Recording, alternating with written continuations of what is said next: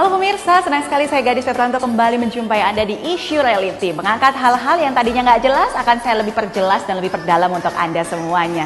Nah, hari ini kita akan membahas kalau misalnya Anda ini adalah followers akun-akun gosip di Instagram, Anda sudah pasti tahu kasus tentang Deddy Susanto dan selebgram bersama dengan Revina. Wah, ini kayaknya saya juga pertama kalau baca bingung ya, ada apa sih antara mereka? Satunya ngerasa dia itu adalah psikolog yang membenarkan atau membantu konsultasi untuk orang-orang yang merasa jiwanya ini terganggu gitu ya. Tapi di sisi Revina mengatakan bahwa psikolog ini sebenarnya cabul dan dia bukanlah psikolog asli alias abal-abal. Aduh, seperti apa ya? Ngeri juga ya ternyata track recordnya sudah baik. Banyak orang yang merasa tertolong dengan Deddy Susanto. Tapi sebenarnya dia punya sisi hitam yang akan segera kita kupas dengan salah seorang psikolog beneran nih ya. Yang ini beneran sekolah, lulusan psikolog. Dan kita akan bahas sesaat lagi. Jangan kemana-mana, tetap di Isu Reality.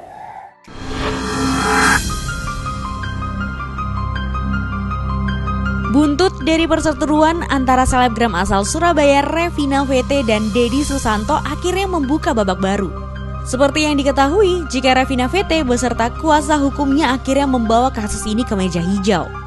Sementara itu, kasus yang semakin panas ini pun menarik perhatian Fahriza Nadia Rastari, selebgram yang juga menempuh pendidikan di bidang hukum. Dara berparas cantik ini menilai harusnya para korban yang diduga pelecehan seksual harusnya berani melaporkan agar pelaku segera diadili dan tidak sampai ada wanita lain yang menjadi korban. Kalau misalnya buat kalian, terutama perempuan, itu penting banget buat ngelihat lisensi seseorang, walaupun itu cuma lisensi, tapi itu penting banget. Terus kalau misalnya kalian mengalami hal-hal kayak dialami oleh korban, jangan pernah takut buat langsung melapor, jangan malah nge-blow up di media karena itu bakal memperburuk. Kalau dari aku kayak gitu. Kasus pelecehan seksual ini memang seperti gunung es yang nampaknya sebagian kecil saja. Padahal banyak kejadian pelecehan seksual, namun korban justru enggan untuk mengungkapkannya lantaran tabu dan takut untuk melaporkannya.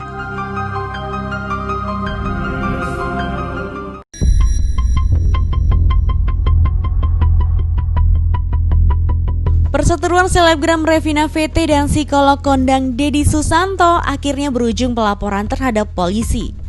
Selebgram Revina VT akhirnya melaporkan aksi dugaan pelecehan seksual Deddy Susanto ke pihak kepolisian. Revina membongkar dugaan aksi pelecehan seksual Deddy Susanto ini pun berawal dari kecurigaan Revina VT terhadap psikolog Deddy Susanto yang dapat menyembuhkan penyakit mental yang notabene tak bisa disembuhkan secara langsung. Bersandar dari kecurangan ini pun, Revina membongkar aksi dugaan pelecehan Deddy Susanto lewat screenshot percakapan yang Revi unggah di sosial medianya. Revi pun semakin tegas dengan mempertanyakan kredibilitas psikolog ini. Langkah hukum yang dilakukan selebgram Revina VT ini pun dinilai Presbem Fakultas Hukum UNER sangat tepat dengan pelaporan mengenai izin praktek psikolog. Melihat psikologi sebagai tenaga kesehatan, yang perlu kita tanya ini mengenai izinnya. Izinnya ini bagaimana? Ketika izinnya itu memang dia mengaku belum ada izin, maka itu jelas dia melanggar dan bisa dilaporkan dan hukuman maksimalnya 5 tahun.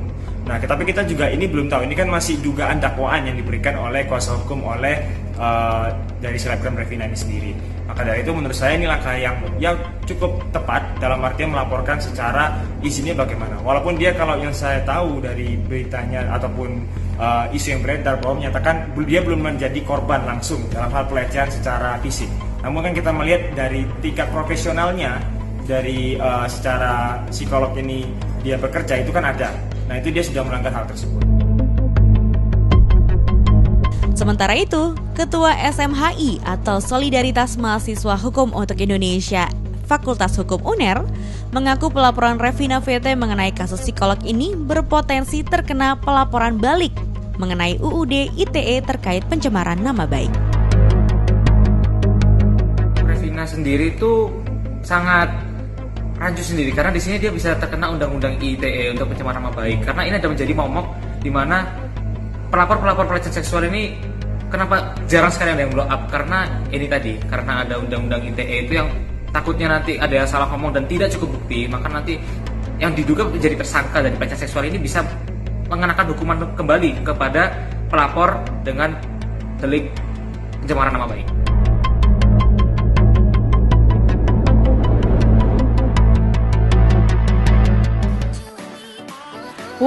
Seru banget ya obrolan di segmen 1 ya. Segmen 2 saya pengen tahu lebih lanjut deh tentang bagaimana sih cara membedakan ketika kita tahu bahwa orang ini psikolog dan psikolog yang asli. Kadang-kadang kita sebagai orang awam suka susah bedain sih, ya kan? Jadi jangan kemana-mana, masih ada segmen selanjutnya, tetap bersama kami di Issue Reality.